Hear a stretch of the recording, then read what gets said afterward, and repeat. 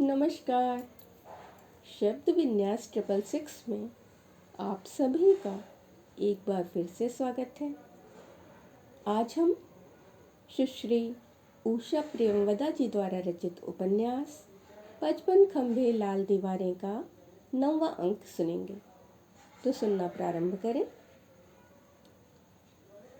सुषमा सुबह देर से सोकर उठी, चाय पी, फिर वह अलसाई सी बैठी रही। सुबह की धूप उसे बड़ी प्रिय लग रही थी। माली ने पात की पात गुलदाउदी के गमले सजा दिए थे। सुषमा को उनके रंग बड़े भले लगे। उसका मन चाहा कि उनकी ओस भरी गोल पत्तियों को आंखों पर रख ले और अपने चारों ओर बिखरी सुवास में खोई बैठी रहे। वह कुर्सी से सिर टिकाए बैठी रही। उसकी पलकें धीरे से आंखों पर गिर गईं। बाहों पर जहां धूप देर से पड़ रही थी, हल्की चुनचुनाहट सी होने लगी। उसने बाहों में उंगलियां फेरी और उसका हाथ फिर शिथिल सा नीचे गिर गया। अखबार के पन्ने रह रहकर फड़फड़ा उठते। सुषमा को उस क्षण अपने जीवन, अपनी चीजों के प्रति बड़ा मोह उमड़ आया। उसकी पीठ पर धीरे से एक हाथ आ टिका। अभी नींद पूरी नहीं हुई? मुस्कुराती मीनाक्षी ने पूछा। आओ मीनाक्षी। सुषमा ने आंखें खोलकर उसे देखा, पर वैसी ही बैठी रही। कल तुम मिसेस पुरी के यहाँ डिनर पर नहीं आई? मीनाक्षी उसकी कुर्सी की बाह पर बैठती हुई बोली। ओह, मैं तो बिल्कुल भूल गई, सुषमा ने अपराधी जैसे स्वर में कहा। कैसे याद रहेगा? इतनी अधिक रुचिपूर्ण बातें जो मन को उलझाए रहती हैं। मीनाक्षी दुष्टतापूर्वक हंसी और उसकी प्रतिक्रिया देखने के लिए सुषमा को एकटक ताकने लगी। मीनाक्षी, सच, मुझे बिल्कुल याद नहीं रहा। तुमने भी कोई जिक्र नहीं किया। सुषमा ने ढीले बालों में उंगलियां फेरते हुए शिकायत की। मैं तो जाने से पहले आई थी। भौरी ने कहा कि बीबी जी नील भैया जी के साथ घूमने गई हुई हैं। मैंने सोचा कि तुम सीधे उन्हीं के घर आ जाओगी। वहाँ सबके पूछने पर मैंने यही कहा कि तुम थोड़ी देर में आओगी। हम लोगों ने काफी इंतजार भी किया। मीनाक्षी के मुंह पर कुछ ऐसा था कि सुषमा कुछ न कह सकी। वहाँ डिनर पर तुम्हारी ही बातें होती रही। मीनाक्षी ने हल्के से बात उठाई। सुषमा फिर भी चुप रही। उसके चेहरे से उसकी भावनाओं की कुछ था न पा मीनाक्षी ने आगे कहा। मिस शास्त्री सबसे आगे बढ़ बढ़कर बोल रही थी। सबने खूब रस लिया। तुम कब जाती हो, कब तुम्हारे यहाँ कौन आता है, किसने तुम्हें सिनेमा में देखा, किसने क्लब में, सबका सब वर्णन हुआ। सबको और काम ही क्या है, बुरा सा मानकर सुषमा ने कहा। उसका चेहरा म्लान हो आया। मीनाक्षी कुर्सी से उठ कुछ दूर खड़ी हो अखबार पर नजर दौड़ाने लगी। फिर उसने कहा, सुषमा, तुम बुरा न मानना। मैं बहुत दिन से तुमसे यही बात कहना चाह रही थी। हॉस्टल की लड़कियों में, स्टाफ रूम में, नौकरों में, हर जगह आजकल तुम्हारी ही चर्चा है। मैं किसी की परवाह नहीं करती, सुषमा ने भिजे कंठ से कहा। पंसुटी के लाल रंग के फूलों ने एक झोंका खाया और दो पीली तितलियां एक दूसरे का पीछा करती हुई दूर उड़ गईं। हमारा दायरा ही ऐसा है। कॉलेज की चारदीवारी के अंदर जो भी होता है उसमें सभी रुचि लेते हैं। तुम कब आई, कब गई, इसका लेखा सबके पास रहता है। मीनाक्षी ने मृदु स्वर में सुषमा को समझाया। उसे अपना यह काम बिल्कुल भला नहीं लग रहा था, पर सुषमा के प्रति उसका स्नेह उसे यह कहने को बाध्य कर रहा था। मीनाक्षी, तुम मुझ पर विश्वास नहीं करती? क्या तुम मुझे स्वार्थी समझती हो? मेरा प्रश्न यह नहीं है सुषमा। तुम अपना उत्तरदायित्व समझने की चेष्टा करो। तुम एक जिम्मेदारी के पद पर हो। तुम्हें अपनी छात्राओं के सम्मुख एक उदाहरण प्रस्तुत करना है। तो मैं अपना काम ठीक करती हूँ, मुझसे किसी को शिकायत नहीं है। फिर मेरे व्यक्तिगत जीवन में किसी को दखल देने का क्या हक है? मैं वार्डन हूँ, इसका मतलब यह तो नहीं कि मैं हर समय गांभीर्य का नकली खोल चढ़ाए रहूं। मीनाक्षी उदास हो आई। सुषमा, तुम 9 साल से इस कॉलेज में हो, तुमसे कुछ छिपा नहीं, फिर भी तुम ऐसी बातें करती हो। यहाँ किसी का जीवन व्यक्तिगत नहीं, वह एक खुली पुस्तक है। फिर तुमसे तो वैसे ही लोग जलते हैं। प्रिंसिपल तुम्हें इतना मानती हैं, तुम्हें वार्डन बनाने के लिए उन्होंने ही तुम्हारा नाम भेजा। सुषमा की आंखों में सूनापन घिर आया। उसे देख मीनाक्षी कुंठित हो चुप रह गई। इधर कुछ दिनों से सुषमा में जो परिवर्तन देखा था, उस पर उसे विश्वास नहीं होता था। पहले अपने बंधनों में छटपटाती, अपने जीवन की एक रास्ता से उकताई सुषमा की आंखों में अब तारे बस गए थे। अपने नित्य प्रति के काम निपटाते हुए सुषमा के मुख पर आत्मविभोरता रहती थी। अपनी उसके हृदय में जैसे एक अलग झरना फूट पड़ा था, जिसके जल से वह सदा सिंचित रहती थी। स्टाफ रूम में भी अगर कभी वह आती तो कम बोलती। उसके होंठ किसी गुप्त हास्य से मुस्कुराया करते। सुषमा ने कभी मीनाक्षी से नील की बात नहीं की, पर मीनाक्षी इतनी अनजान न थी। वह जान गई थी कि सुषमा के इस परिवर्तन का कारण नील ही है। एक बार उसने सुषमा को खिजाने की चेष्टा की, पर सुषमा मुस्कुरा कर रह गई। इस समय मीनाक्षी को लगा कि उसने बड़ी क्रूरता की है। सुषमा की आंखें बुझ गईं और होठों से मुस्कान खो गई। वह शून्य में न जाने क्या देखती रही। फिर उसकी पुतलियां आंसुओं में डूब गईं। उसने पलकें भींच ली और असह्य पीड़ा का भाव उसके मुंह पर दौड़ गया। मीनाक्षी असहाय से उसे देखती रही। फिर उसने धीरे से कहा, सुषमा, आई एम सॉरी। मैंने सोचा था कि तुम्हें जानना चाहिए कि लोग क्या कह रहे हैं।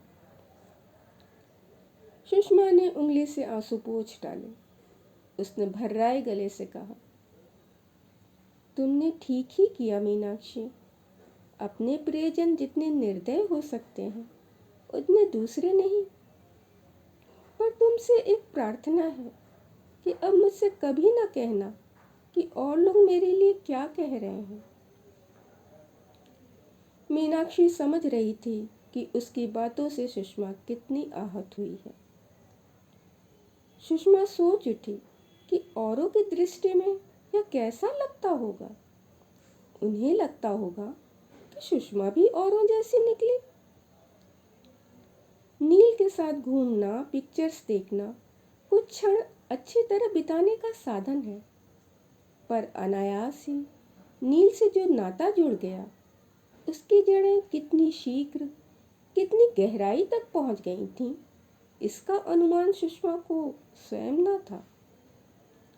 नील उसे प्रिय था। उसने यह बात स्वीकार कर ली। वह कहानियों की उस शापग्रस्ता राजकुमारी की भांति थी, जो नील के स्पर्श से जाग उठी थी।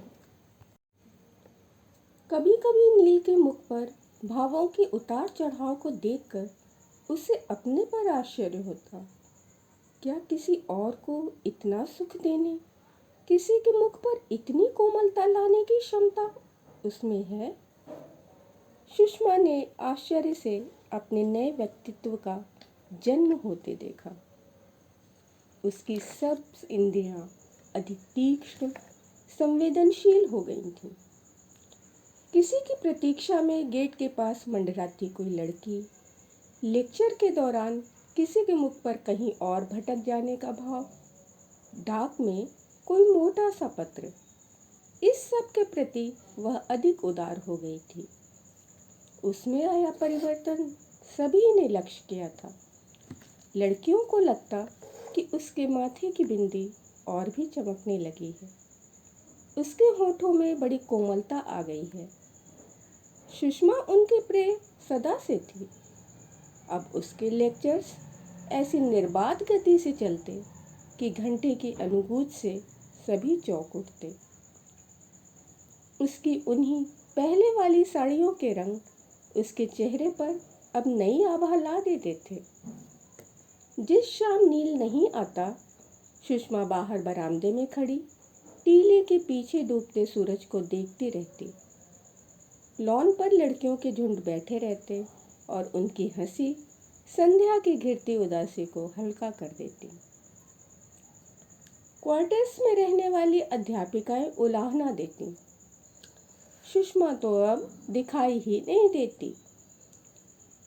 अगर कोई मिलने को आ जाती तो सुषमा को बातें नहीं जुटती।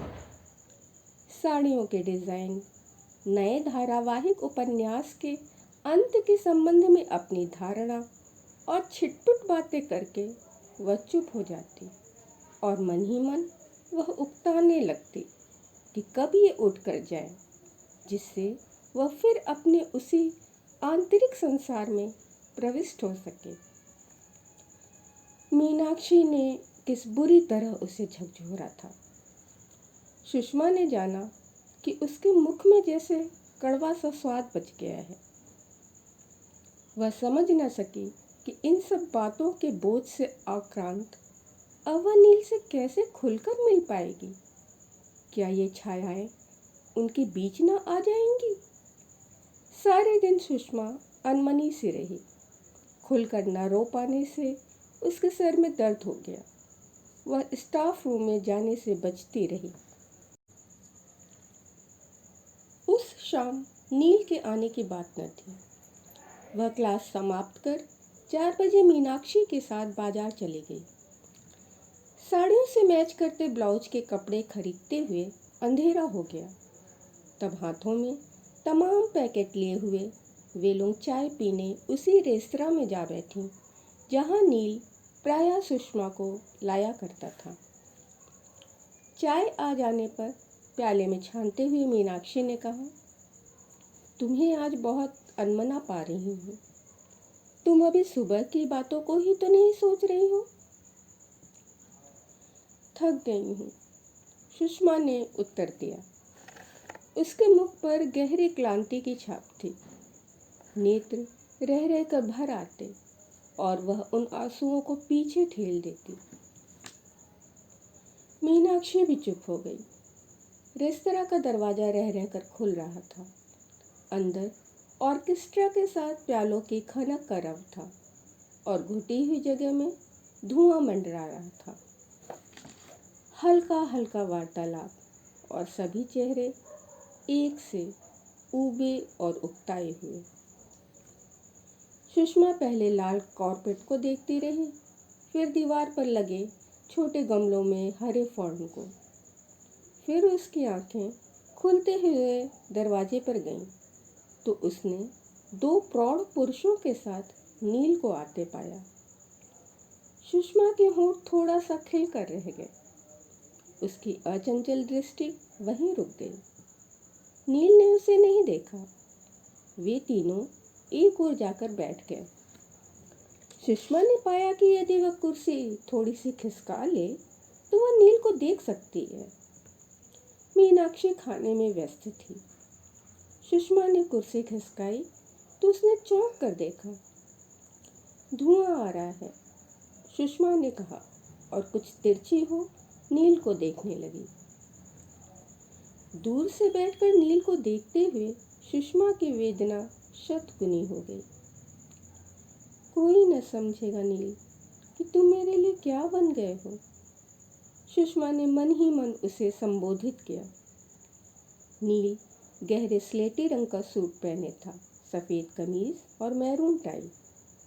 नील के हंसते चेहरे ने सुषमा के हृदय को सहस्त्रों शरों से बीध दिया।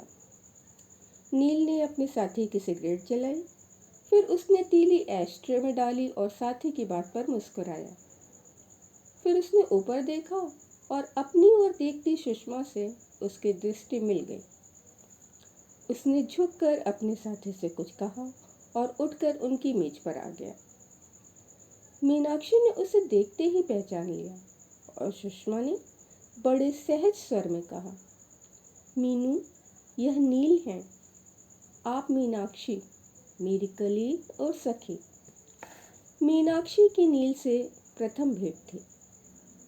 उसको नील को अच्छी तरह देखने की उत्सुकता भी थी और सुबह कहे गए शब्दों का संकोच भी।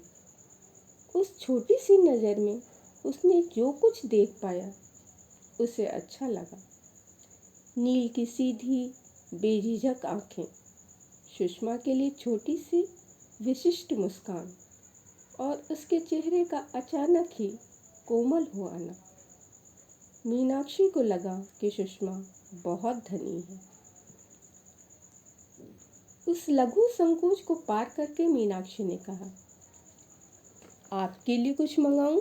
कॉफ़ी या चाय? जी नहीं, धन्यवाद, नील ने कहा। मैं भी अपने ऑफिस के लोगों के साथ हूँ। लगता है कि आप लोगों ने काफ़ी शॉपिंग की है।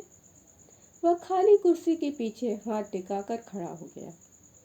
फिर उसने मीनाक्षी से कहा, आप वापस तो कॉलेज जाएंगे ना?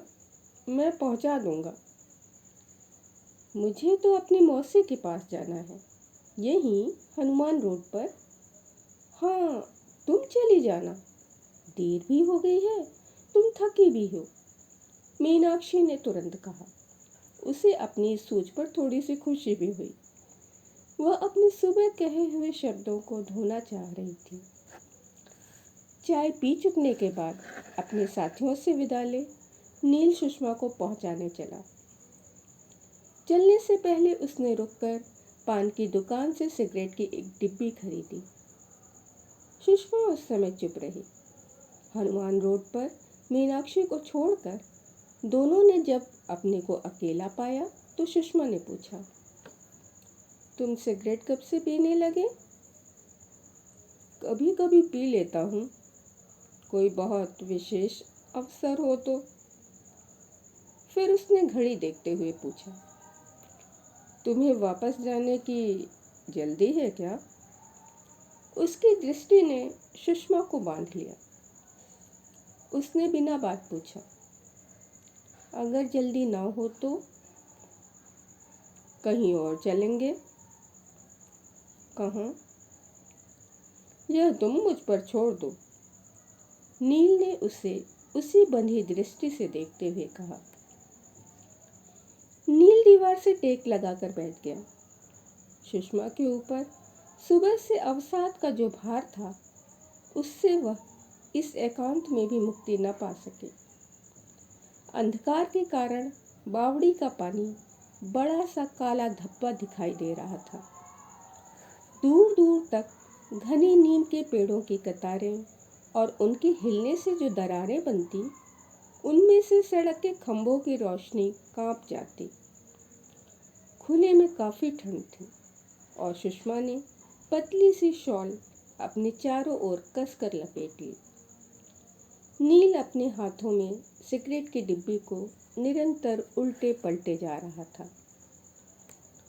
नील मौन था, पर सुषमा की इस विचित्र मनस्थिति को समझने का प्रयत्न कर रहा था।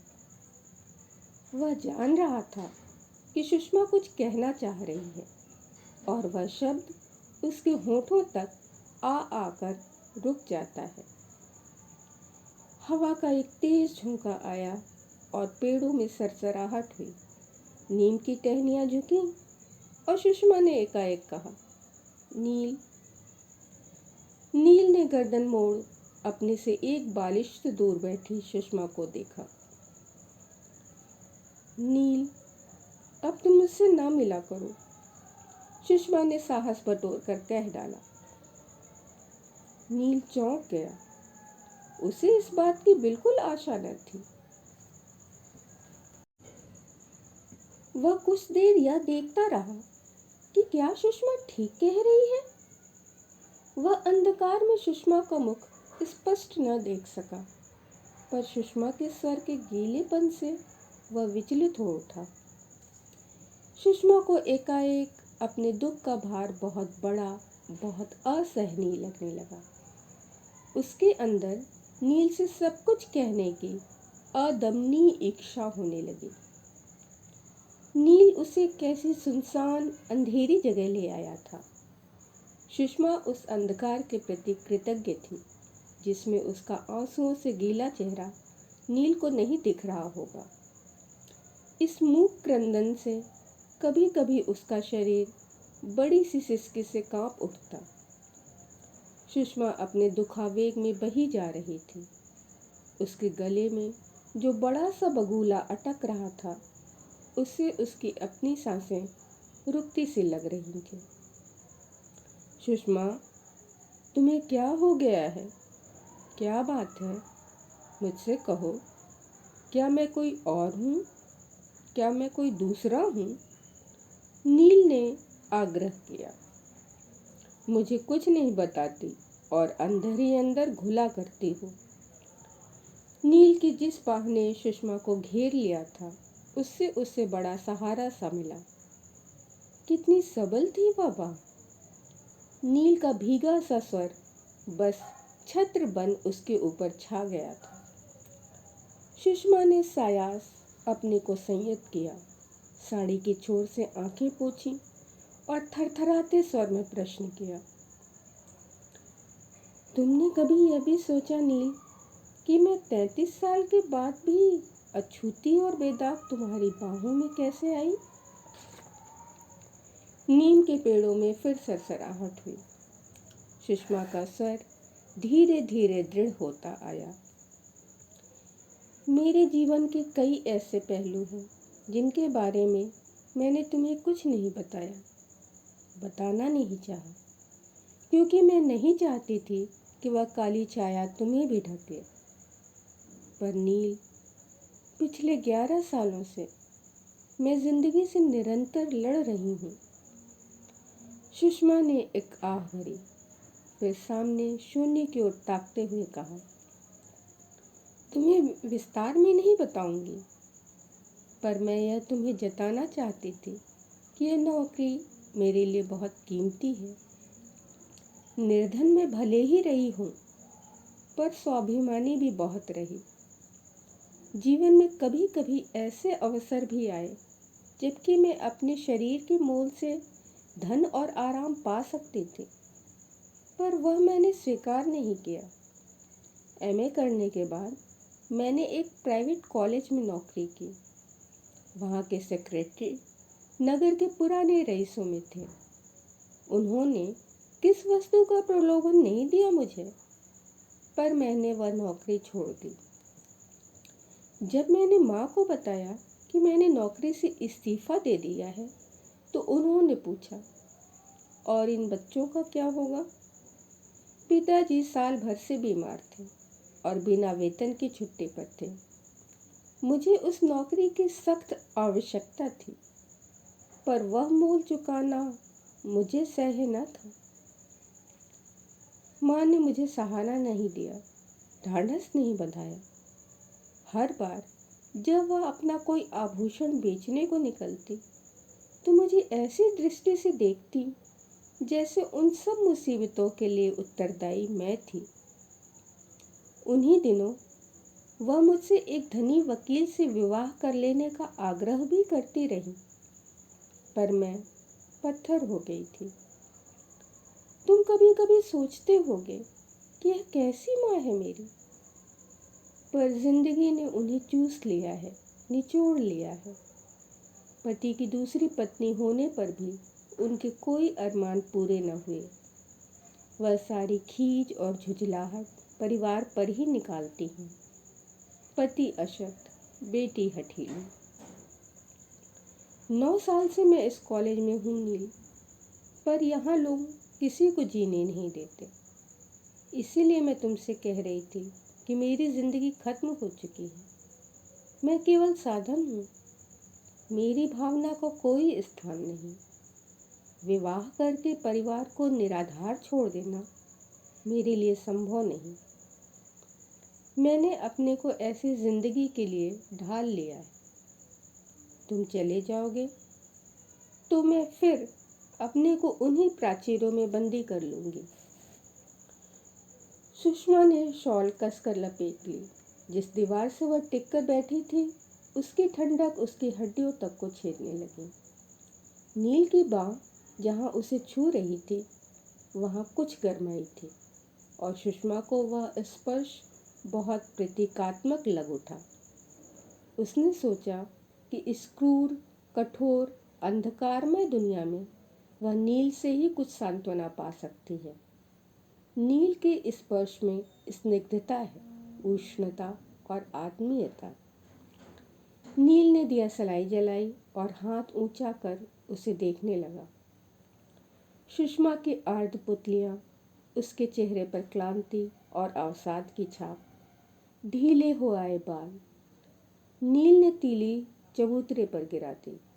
वहाँ लौ एक बार छटपटाई और फिर बुझ गई।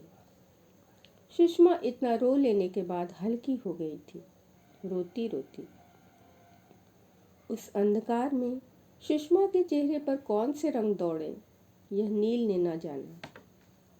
एक लंबे अंतराल के बाद सुषमा ने भेद भरे स्वर में कहा, दिया सलाई जलाओ नील।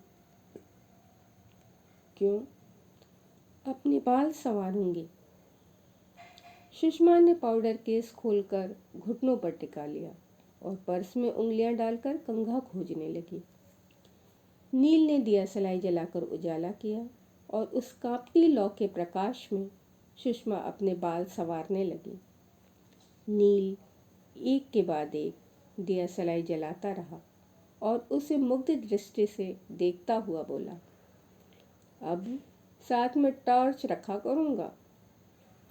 सुषमा मुस्कुराई, गीली मीठी मुस्कान। अब मुझे वापस ले चलोगे या कॉलेज से निकलवाने का इरादा है? उसने पूछा। मीनाक्षी उसके कमरे में बैठी थी। सुषमा उसे देख सकुचा गई। मीनाक्षी ने हाथ की पत्रिका बंद करते हुए पूछा, रास्ता बड़ा लंबा हो गया है, इतनी देर लगती है? कहाँ भटक गई थी? सुषमा लाल हो आई। उसने पूछा, मौसी से भेंट हुई? हुई, फिर भी तुमसे पहले आ गई। अच्छा, मेरा सामान कहाँ है? अरे, सुषमा को याद आया, कार में रह गया। Sushma, you are hopeless. तन बदन की सुध नहीं रहती तुम्हें। सुषमा ने जल्दी से आंचल ठीक किया और कहा, कल आ जाएगा। मैंने सोचा कि चौकीदार ने उतार लिया होगा। वह कपड़े बदले बिना ही लेट गई और कंबल खींचकर अपने ऊपर डाल लिया। भौरी ने आकर पूछा, कपड़े अभी नहीं बदले? खाना कितनी देर में होगा? मीनाक्षी, तुम कुछ देर ठहर सकोगी ना? अभी खाने की बिल्कुल भूख नहीं है। सुषमा ने बाह मोड़कर सिर के नीचे रखते हुए पूछा। चलो, गनीमत है, मुझे आज रात खाने पर बुलाया था, यह याद रहा, नहीं तो मुझे उपवास ही करना पड़ता। मीनाक्षी का यूं खिजाना इस समय सुषमा को भला सा लगा। कुछ देर बाद वह उठकर कपड़े बदलने चली गई। उसने ढेर सा टैल्कम पाउडर अपने ऊपर छिड़क लिया और धुले हुए कपड़े पहनते हुए वह सुवास स्वयं उसे सुहानी लग उठी। आज बस यहीं तक। शेष उपन्यास हम अगले अंक में सुनेंगे। अगर आपको ये प्रस्तुतिकरण अच्छा लग रहा हो तो आप लाइक कर सकते हैं, सब्सक्राइब कर लें ताकि आप अगले अंकों को भी सुन सकें।